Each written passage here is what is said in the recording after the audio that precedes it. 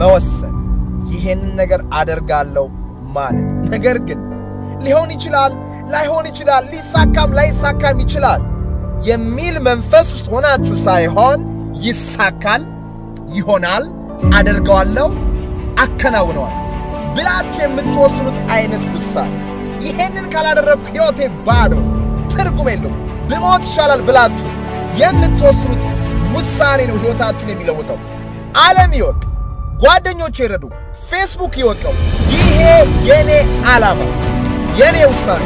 ይሄን ካላደረግኩ ሕይወቴ ባዶ ነው፣ ትርጉም የለውም፣ የተፈጠርኩት ይሄንን ለማድረግ ነው ብላችሁ ስትወስኑ አዲስ የሕይወት ምዕራፍ ትጀምራላችሁ።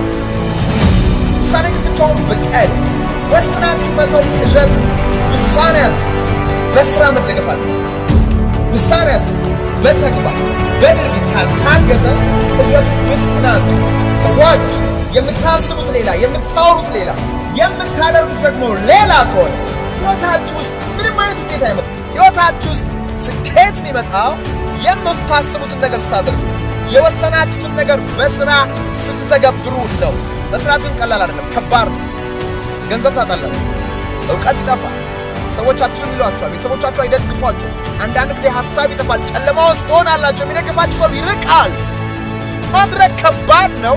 ጥሩ ስሜት አይሰማችሁ። ስትሰሩ ብዙ ጊዜ አይሳካም።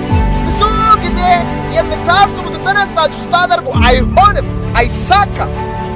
ትሳሳታላችሁ፣ ታጠፋላችሁ፣ ትከስራላችሁ። ነገር ግን ተነስታችሁ ትሄዳላችሁ ወይ? 7 ወድቃችሁ 8ኛ ትነሳላችሁ። 10 ጊዜ ወድቃችሁ 100 ጊዜ ትሞክራላችሁ፣ ታደርጋላችሁ፣ ትፈጽማላችሁ። ይህንን የምታደርጉ ከሆነ በራስ መተማመን ይመጣል።